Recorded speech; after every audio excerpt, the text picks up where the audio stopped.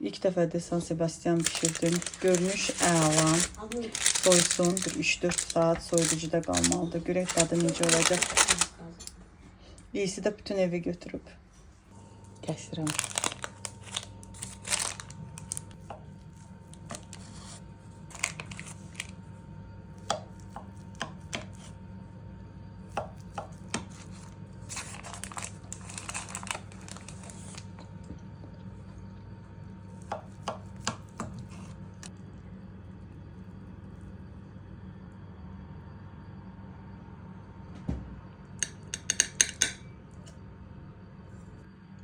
Dadına baxıram, görüm necə çıxıb.